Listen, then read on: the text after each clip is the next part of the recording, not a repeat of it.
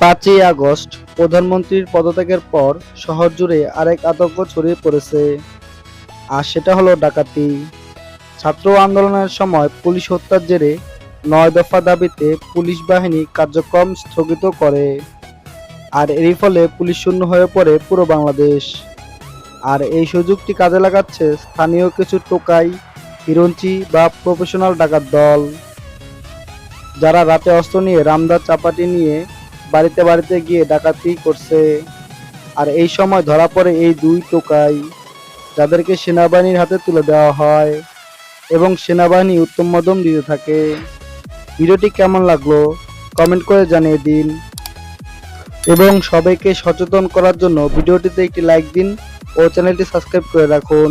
ধন্যবাদ।